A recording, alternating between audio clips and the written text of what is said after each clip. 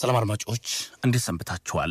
ትኩረቱን በፖሊስ ወንጀል ምርመራ ያደረገው ዛሬም ረጅም ታሪክ ባለው ቤተሰብ ውስጥ በተከሰተ አንድ የወንጀል ታሪክ መነሻ አድርገን ወይዘሮዋን ማን ገደላት ስንል እናነሳለን። ቀደም ባሉ ዘመናት የተከሰቱ የወንጀል ድርጊቶችና አስገራሚ ቅጣቶችን ትሰማላችሁ። አብራችሁን ቆዩ። ገደብ ወረዳ ውስጥ ነው። ፖሊሶች የዘወትር ስራቸውን ለመከወን በስራ ገበታቸው ተሰይመዋል። ተጎዳሁ፣ ተበደልኩ ያለ አቤቱታውን ያቀርባል። ጥፋት ሰርቷል፣ ሊመከር፣ ሊገሰጽ፣ ሊቀጣ ይገባዋል ያለውን ለፖሊስ ጥቆማ ይሰጣል።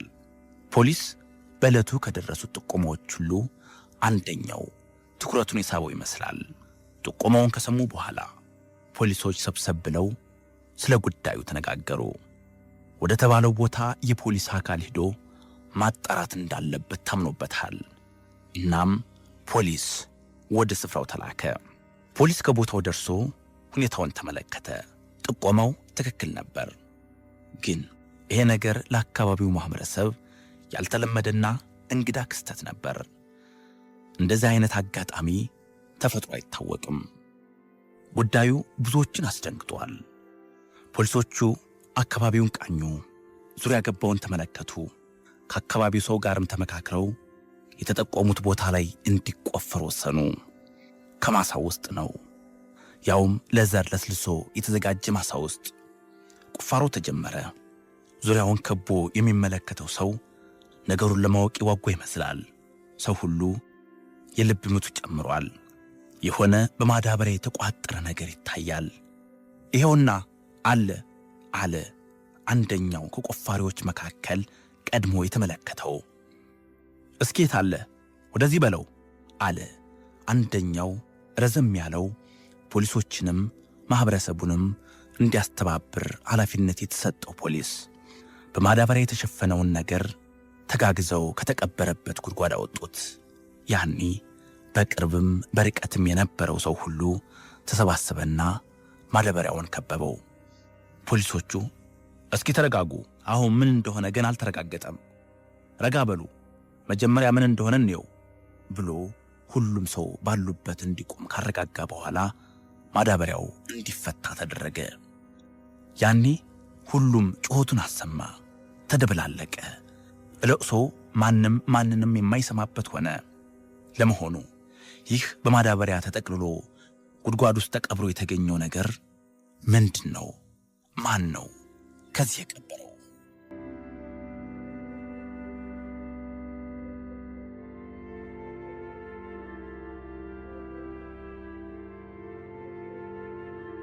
ጌዲዮን ዞን በገደብ ወረዳ ሃሎ ባርቲ ቀበሌ ልዩ ቦታው ላሌሳ ሕዋስ ተብሎ በሚጠራው የቀበሌ ገበሬ ማህበር ውስጥ የሚኖሩት አቶ ዳንኤል አለሙ በአካባቢው ባህልና ወግ መሰረት ልጃችሁን ለልጃችን ተብሎ በወግና በማዕረግ ሽማግሌ ተልኮ ቤተሰቦቻቸው ተፈቃቅደው እርሱ የወደዳትን የእርሷ ልብ የፈቀደውን መርጣ በጋብቻ ተጣምረው መኖር ከጀመሩ ዓመታቶች አልፈዋል። ብዙ ወራቶችም ነጉደዋል።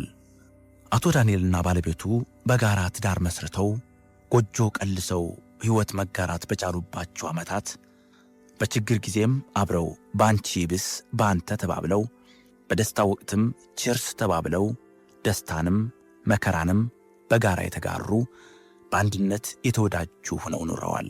አሁን ላይ እናቶ ዳንኤል የሰባት ልጆች ወላጆችና የልጅ ልጆችንም ጭምር ባይናቸው ለማየት የታደሉ አንቱነትን ማዕረግ ከተሰጣቸውም ሰነባብቷል።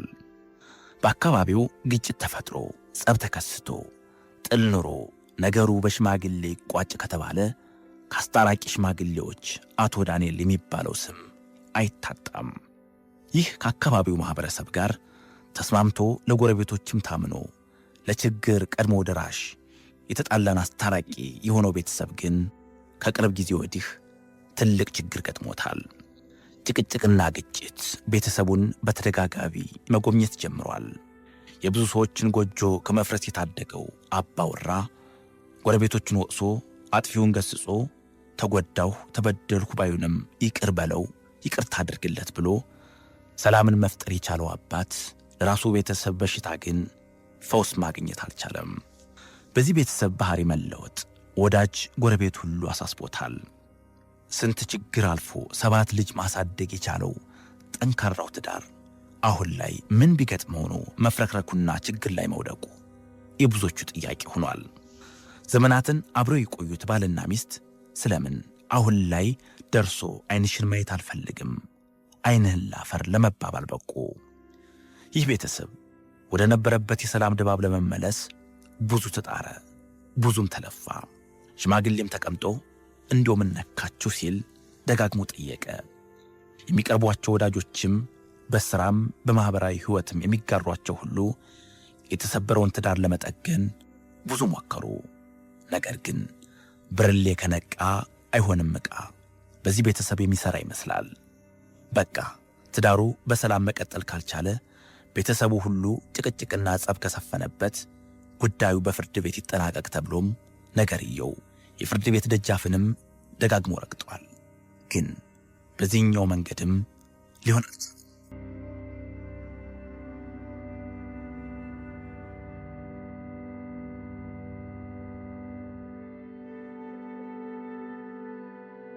ግንቦት 15 2015 ዓ.ም ፖሊስ ጥቆማ ደርሶት ከተባለው ቦታ ደርሶ ከማሳው መሃል ላይ ተቆፍሮ የተቀበረ ነገር አለ ተብሎ የተጠረጠረው ቦታ ላይ ተቆፍሮ ታየ። በማዳበሪያ ተጠቅልሎ የተቀበረ ነገርም ተገኘ። ማዳበሪያው ተፈቶ ሲታይም ጎረቤቱን ክፉኛ አስደነገጠ። ወዳጅ ዘመድን ያሳዘነ ነገር ሆነ። በማዳበሪያው ውስጥ ያለው የሰው አስክሬን ነው። የአቶ ዳንኤል ባለቤት አስክሬን፣ የ7 ልጆች እናት፣ የልጅ ልጆችን አቅፋ ለመሳም የበቃችው በጎረቤትም በጓደኛም የተመሰገነችው ብርቷ ሴት። የገደብ ወረዳ ማህበረሰብ ውስጡ ደማ። ስለምን እሷ ለዚህ በቃች? ያውም እንዲህ አሰቃቂ በሆነ ሞት።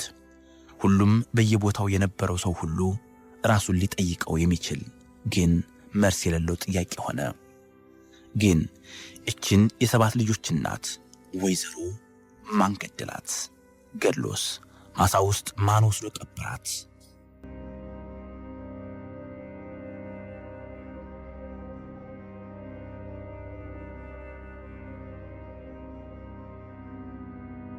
ፖሊስ በዚህ ጉዳይ የተጠራጠረውን ሁሉ እየወሰደ ጠየቀ። ብዙ ምርመራዎችን አደረገ። ግን ፖሊስ ባደረገው የተለያዩ ምርመራዎች ምንጮችም ፍንጮችም ወደ አቶ ዳንኤል ቤት የሚመሩ ሆኑ። የሟችን ባለቤት አቶ ዳንኤልን በቁጥጥር ስር ውሎ ጠየቀው። አቶ ዳንኤል በጭራሽ እኔ እንዴት ላደርገው እችላለሁ? እርሷ እኮ የብዙ ዓመት የትዳር አጋሪ የልጆች እናት እኮ ናት ሲል ለፖሊስ ምላሽ ሰጠ። እርሱ ይህንን ይበል እንጂ ፖሊስ ግን የተለያዩ ማስረጃዎችን በአቶ ዳንኤል ላይ ያቀረበበት። መርማሪው ፍርጥም ብሎ ለመሆኑ ጭቅጭቅና ንትርክ ከጀመራችሁ ምን ያህል ጊዜ ሆናችሁ ሲል ጠየቀው። አቶ ዳንኤል ይመልሳል፣ በእርግጥ የቤታችን ሰላም ከጠፋ ሰነባብቷል። መጨቃጨቅና መነጋገር ካበዛን ብዙ ጊዜ ሆኖናል። ታዲያ ለምን አትስማሙም? መርማሪው ፖሊስ አስከተለ። ሞክረን ነበር ግን አልሆነም። የተስማማን መስሎን ከ2 እና ከ3 ቀን በኋላ መጨቃጨቁ አይቀርም። እሷም ዝም ብላ በሆነ ባልሆነው ትናገረኛለች፣ ትጨቃጨቀኛለች። እና እኮ አብሮ የሚያኖር ነገር ከጠፋ በሕጋዊ መንገድ መፋታት ይቻል ነበር አለና ፖሊሱ የዳንኤልን ፊት ትኩር ብሎ ተመለከተው። ዳንኤል ከፖሊሱ አይን ለመሸሽ ፈለገ። የት ያደርሳቸው አይኖቹን? ፖሊሱ ቀጠል አድርጎም መግደልህ ግን ትክክል አልነበረም አለው። እርሱ ስለ መግደሉ በእርግጠኝነት ስሜት። ይህን አቶ ዳንኤል ከዚህ በላይ ከእውነቱ ሊሸሽ አልቻለም። ፊቱ በላቡ ረዛ። ጸጸቱ ውስጡን ሲያናውጠው ተሰማው። ምን አለ ያን የምሽት እጄን በቆረጠው አለ። ሁኔታውን ለፖሊስ ለማስረዳት ወሰነ። እንዲህ አለው ለፖሊሱ፣ በእርግጥ በወቅቱ እንደ ወትሮ ተነጋግረናል፣ ተጨቃጭቀናል። በመጨረሻም ሁላችንም ተኛን። እኔም ለብቻዬ ተኛሁ። ነገር ግን እንቅልፍ ባይኔ ሊዞር አልቻለም። ተገላበጥኩ። ሰዓቴን 10 ተመለከትኩ። በአእምሮዬም የተለያዩ ሐሳቦች ይመጣሉ፣ ይሄዳሉ።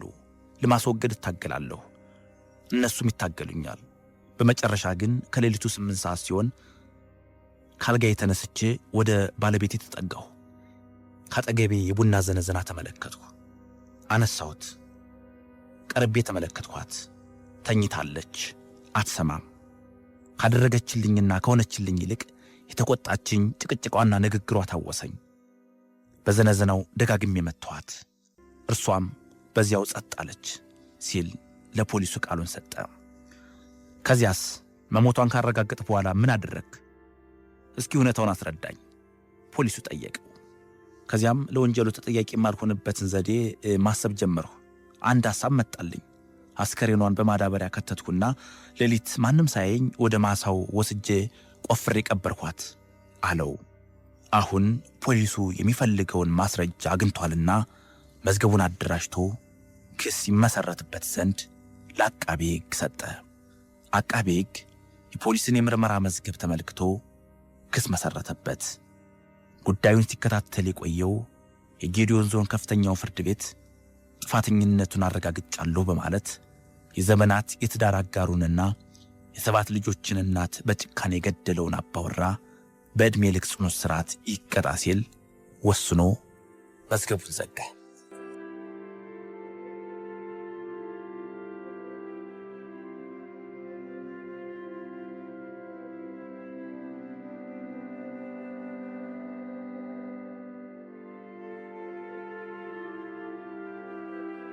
ለ10 ሳንቲም ብሎ ሰውየውን የገደለው በ10 ዓመት ጽኑ እስራት ተቀጣ። መና ነገሰ የተባለ ሹፌር በቀረበበት የወንጀል ክስ በማስረጃ ስለተረጋገጠበት በ10 ዓመት ጽኑ እስራት እንዲቀጣ ተፈረደበት። መና ቁጥሩ 358 የሆነ ሊዮንቺና መኪና እየነዳ በሚሄድበት ወቅት መኪናውን ብልሽት ስለገጠመው ደስታ ባሳ የተባለው ሰው መኪናውን እንዲገፋለትና 10 ሳንቲም የሚሰጠው መሆኑን ገለጸለት። በዚህም ምክንያት ሁለቱም ሰዎች ተጣልተው ከተደባደቡ በኋላ ተከሳሹ መኪናውን አስነስቶ ለመሄድ ሞከረ። በዚህም ጊዜ ሟች ደስታ ባሳ ከመኪናው ፊት ቀድሞ እንደቆመ ተከሳሹ መኪናውን በላዩ ላይ ነድቶበት በጎማው ድጦ ገሎታል። ወንጀሉንም እንደፈጸመ አምልጦ ከተያዘ በኋላ አድራጎቱ በማስረጃ ስለተረጋገጠ በ10 ዓመት ጽኑ እስራት እንዲቀጣ ተበይኖበት ወህኒ ቤት መግባቱን የሸዋ ፖሊስ ማስታወቂያ ክፍል አስረዳ።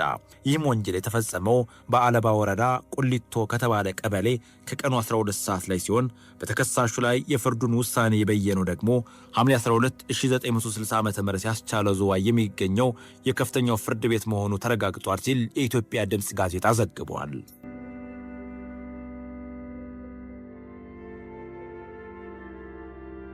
ታኒካ ቅቤ ጉቦ ያቀረቡት ወረዳ ገዢ ተፈረደባቸው።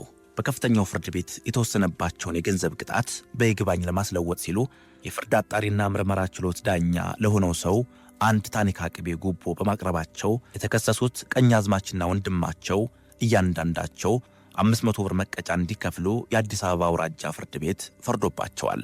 በጎጃም ጠቅላይ ግዛት የማንዲራ ወረዳ ገዢ የነበሩት ተከሳሽ ከአንድ ወንጀለኛ ላይ ውርስ ሆኖ በሳቸው ቁጥጥር ስር የነበረ የመንግስት ንብረት የት እንደደረሰ ባለመታወቁ የጠቅላይ ግዛቱ በጅሮንድ ነገረ ፈጅ በአውራጃው ፍርድ ቤት ክስ አቅርቦባቸው በዚህ ምክንያት 1500 ብር መቀጫ እንዲከፍሉ ተፈርዶባቸው ነበር።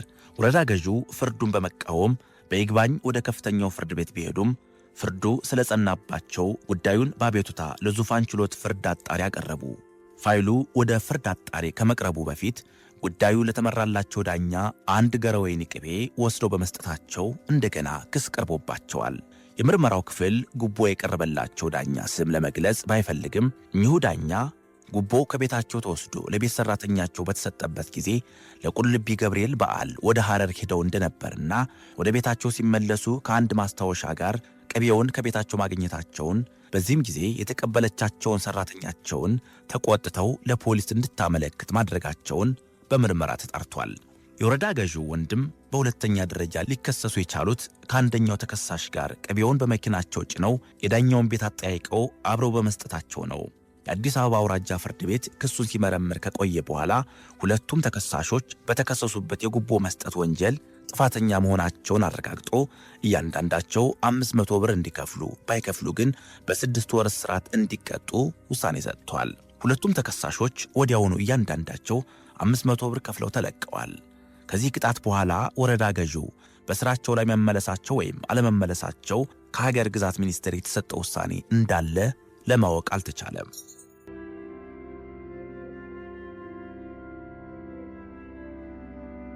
ፖሊስነት ሊቀጠር ጉቦ የሰጠው 100 ብር ተቀጣ። ተከሳሹ ጳጉሜ 3 ቀን 1963 ዓ.ም ከቀኑ በ9 ሰዓት በጌምድርና ሰሜን ጠቅላይ ግዛት ፖሊስ የአስተዳደር ዋና ሹም ከሥራ ገበታቸው ላይ እንዳሉ 20 ብር ጉቦ ሰጥቶ ተይዟል። ተከሳሹ ለነገሩ ማግባቢያ የሚሆን ጽሑፍ አዘጋጅቶ 20 ብር በጽሑፍ ወረቀት ውስጥ በማጣጣፍ የሰጣቸው ሲሆን መኮንኑ ሁኔታውን ከተመለከቱ በኋላ ተከሳሹን ከነግዚቢቱ ወዲያውኑ ወደ ጠቅላይ ግዛቱ ፖሊስ ወንጀል ምርመራ ክፍል ልከውታል። ምርመራው ከተጣራ በኋላ ተከሳሹ ጎንደር አውራጃ ፍርድ ቤት ቀርቦ መስከረም 19 ቀን 1964 ዓ.ም በዋለው ችሎት ተከሳሹ በፈጸመው ጥፋት 100 ብር መቀጫ እንዲከፍል ባይችል በ4 ወር እስራት እንዲቀጣ እንዲሁም የመደለያው ገንዘብ በውርስ ለመንግሥት ገቢ እንዲሆን ተፈርዶበታል።